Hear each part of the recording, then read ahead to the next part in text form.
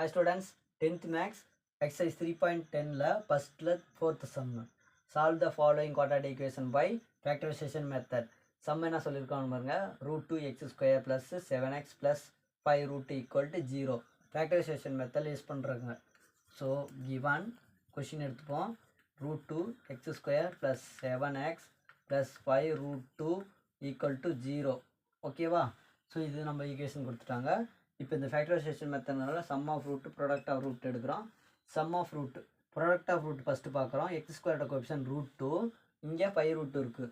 So 5 √2 into √2 multiple பண்ணுறோம். 5 அப்படி வச்சுக்கலாம். √2 இன்ட்டு √2 2 ஆகும். அப்போ 5 2 சார் என்ன ஆகுது 10. அப்போ ப்ராடக்ட் ஆஃப் ரூட்டுங்கிறது 10. சம் ஆஃப் ரூட்டுங்கிறது 7. சரியா? இப்போ என்ன பண்ணலான்னா, ரெண்டு நம்பரை மல்டிபிள் பண்ணும்போது 10 வரணும், ஆட் பண்ணும்போது 5 2 7 வரும். அப்போ என்ன வரும், 5 2 சார் 10 ஆகிடுது. இது ரெண்டு ஆட் பண்ணும்போது 7 வந்துடுது. ஓகேவா? இப்போது இதோட ஸ்கொயர் கோஎஃபிஷியன்ட் வந்து நம்ம டிவைட் பண்ணுமா, x² கோஎஃபிஷியன்ட் என்ன இருக்குது, √2 இருக்குது. இப்போ இங்கேயும் √2 போடுறோம், இங்கேயும் √2 போடுறோம். ஓகேவா? ஸோ இந்த இடத்துல இதை கேன்சல் பண்ண முடியாது, ஆனால் இதை கேன்சல் பண்ணலாம். எப்படி கேன்சல் பண்ணணும், சைடில் பாருங்க. 2 டிவைட் பை √2ங்கிறது என்ன பண்ணுறோம்னா, 2வை பிரித்து எழுதலாம். √2 இன்ட்டு √2 டிவைட் பை கீழே இருக்கிற √2. ஓகே, 2வை தான் √2 இன்ட்டு √2ன்னு இருக்கும். இந்த √2 கேன்சல் பண்ணிட்டா என்ன வருது, √2 மட்டும் வருது.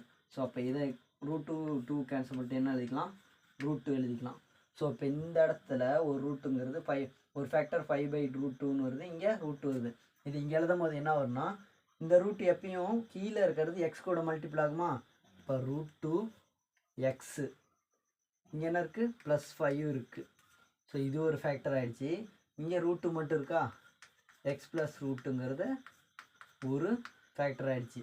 ஸோ இந்த √2x + 5ங்கிறது ஒரு ஃபேக்டர், x + √2ங்கிறது ஒரு ஃபேக்டர். ஸோ ரெண்டு ஃபேக்டரையும் செப்பரேட் பண்ணால் √2x + 5 = 0ங்கிற ஒரு கிடைக்கும், x + √2 = 0ன்னு ஒன்று கிடைக்கும்.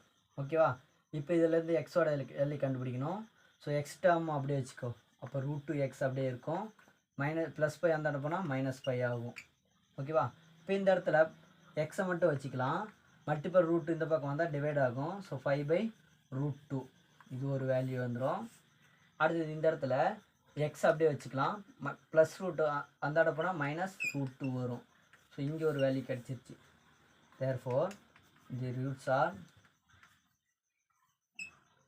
on x equal to என்ன ஆகுது, -5/2 √2 and -√2ன்னு கிடைக்குது. ஓகேவா? இதே இதோட ஆன்சர்.